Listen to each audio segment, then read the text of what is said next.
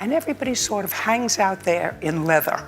I think that you're supposed to regard the position. For over 2 decades, Judge Judy Sheindlin was the undisputed queen of daytime television, an icon of untouchable authority who earned more than any other host in the world.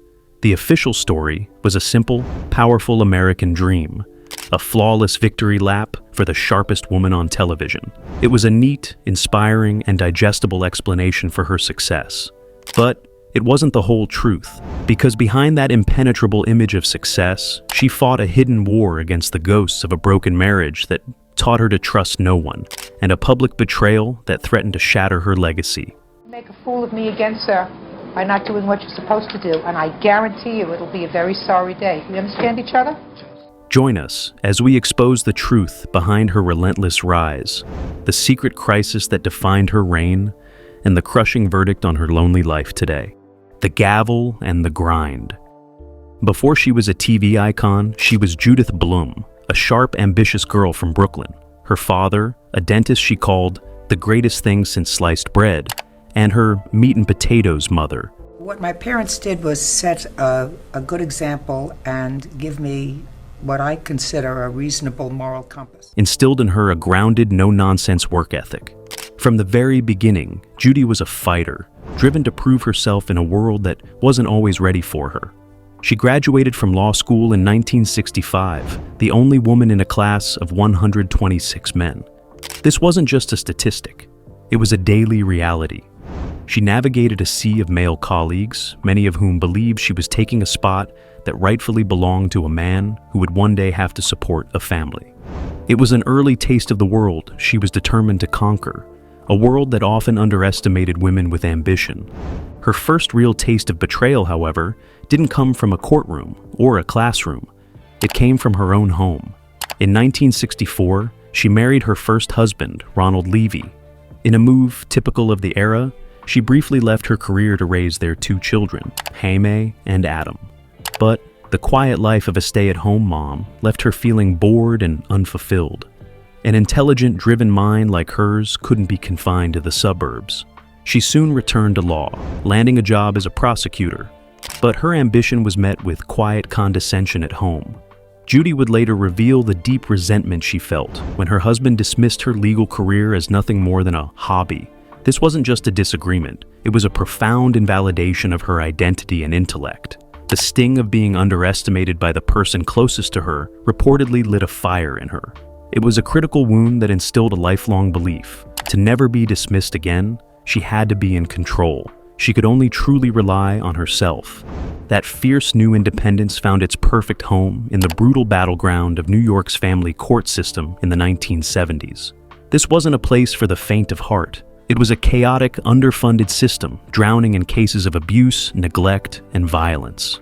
It was here that Judy Sheindlin saw the worst of humanity, day in and day out. It hardened her. When she was appointed a judge by Mayor Ed Koch in 1982, she quickly earned a reputation for being tough, blunt, and unshakable. She had no patience for excuses or long, drawn-out stories. Her colleagues were often taken aback by her speed and decisiveness. This wasn't just a job. It was where she began to forge the armor the world would come to know. The intimidating Judge Judy persona was born out of necessity, a survival mechanism in a system that preyed on weakness. She learned that a harsh exterior and a quick verdict kept people at a distance and, more importantly, commanded their respect. She was building a wall, brick by brick, that no one could get through. So when Hollywood came calling in the mid-90s after a 60 Minutes feature made her a national figure, it offered more than just fame and money. It offered the ultimate form of control, her own television show, Judge Judy. Mr. Hazelton, the defendant is your mother, and it is your claim that she had you falsely arrested a little over a year ago for both stealing her property and for assaulting your sister, who tried to intervene and prevent you from taking her television. Was the perfection of the defense mechanism she had spent 2 decades building. Initially, the concept was a risk. Courtroom shows were not new, but her abrasive rapid-fire style was a gamble. Network executives were reportedly nervous, but from the moment it aired in 1996, the public was captivated. Here was a world where she was the sole authority, where her word was final, and where no one could ever dismiss her as a hobby again.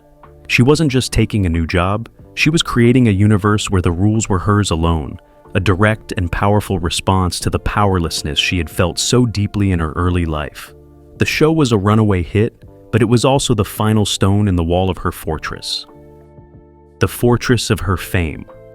By the early 2000s, Judge Judy wasn't just a TV star. She was a cultural phenomenon. Her show dominated daytime television, famously surpassing the Oprah Winfrey Show in ratings, a feat once considered impossible. From 2009 on, it was the undisputed king, a giant that no one could touch. Her salary was the stuff of legends. In 2017, Forbes reported she earned $147 million in a single year, largely from selling the rights to her extensive library of episodes. Her regular salary was an astonishing $47 million a year for just 52 days of filming. That worked out to over $900,000 per workday. She didn't just earn money, she used it to build literal fortresses across the country. Her real estate portfolio became a testament to her wealth, including a massive $13.2 million manor in Greenwich, Connecticut, a lavish penthouse in Manhattan, a sprawling mansion in Newport, Rhode Island, and 2 homes in Naples, Florida. These weren't just houses, they were private, guarded compounds. She had become more than a judge. She was an institution. A 2013 Reader's Digest poll revealed that Americans trusted her more than all 9 justices of the U.S. Supreme Court combined. She had achieved an untouchable status, the absolute apex of power and public admiration. From the outside, her life was flawless, but behind the scenes, the cracks in this perfect facade began to appear. While she was one of the most famous women in the world, she was also one of the most private. She had an infamous aversion to the Hollywood social scene, rarely attending parties and avoiding the press. Her inner circle was fiercely small, limited almost exclusively to family and a handful of trusted associates. She exerted rigid control over every aspect of her public image, creating an impenetrable bubble. It soon became clear that this intense privacy wasn't just a preference, it was a deliberate, calculated isolation. The most powerful woman on television seemed to be living in a fortress, and the question was, what was she hiding from?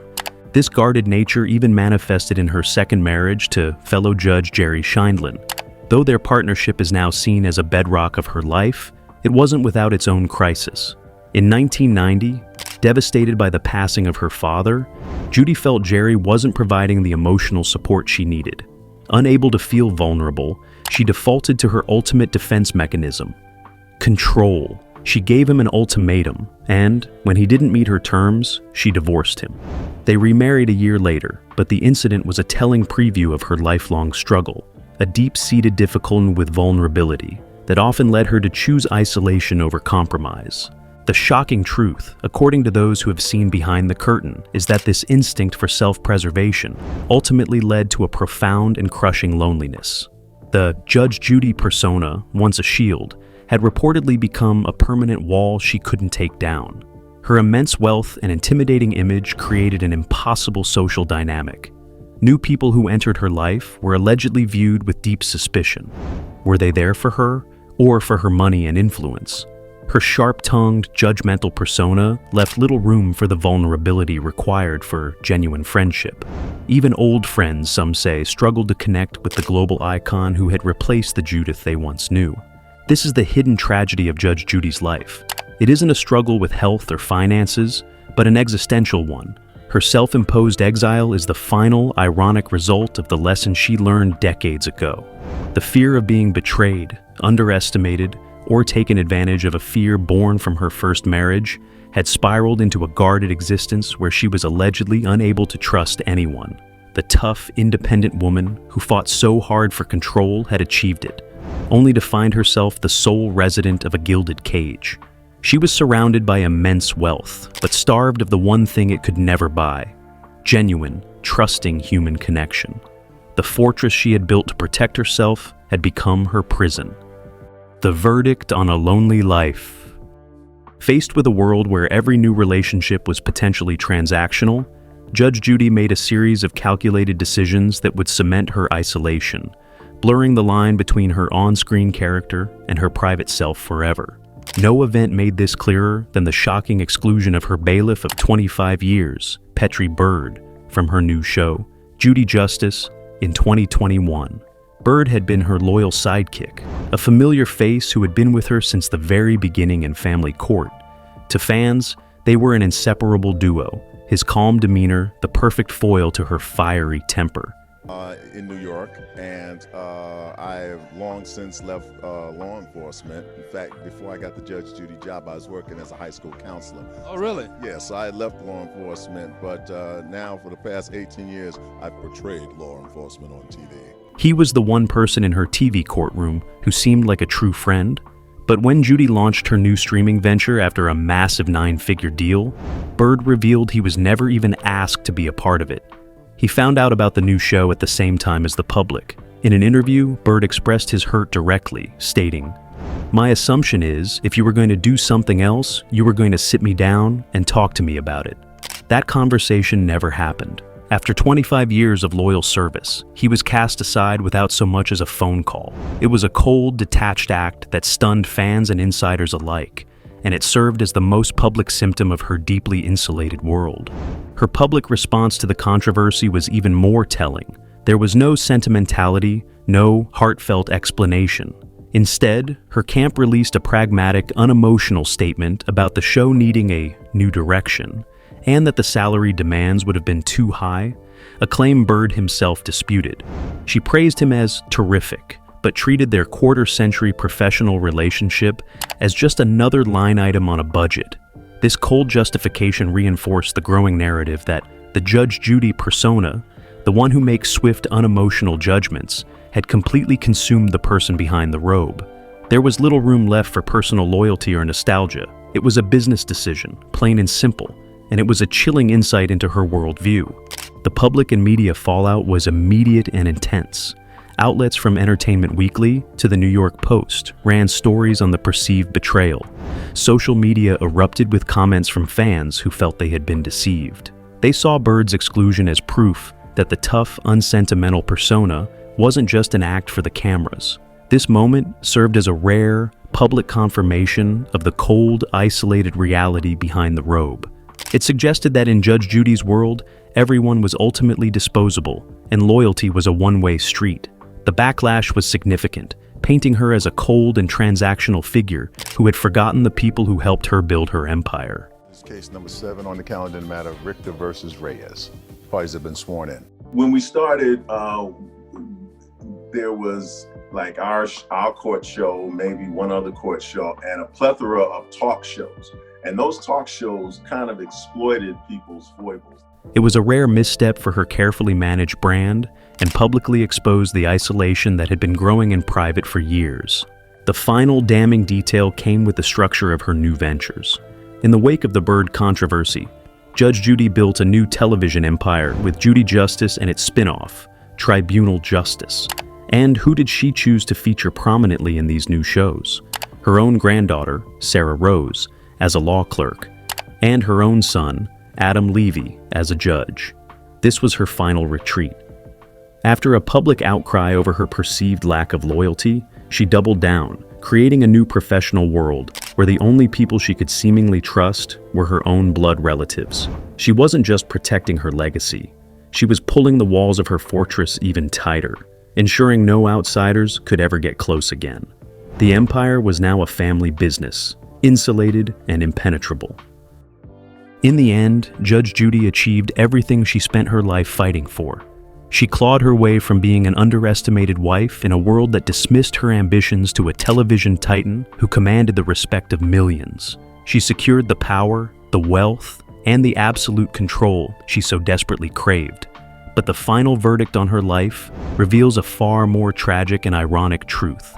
The very armor she constructed to shield herself from betrayal became a prison, locking her into a gilded cage of her own making. Her relentless quest for control ultimately led to a profound and lonely isolation, making genuine human connection the one thing her $500 million fortune could never buy. This leads to the great unanswered question of her legacy. Did Judge Judy knowingly sacrifice her personal happiness for the sake of her public empire?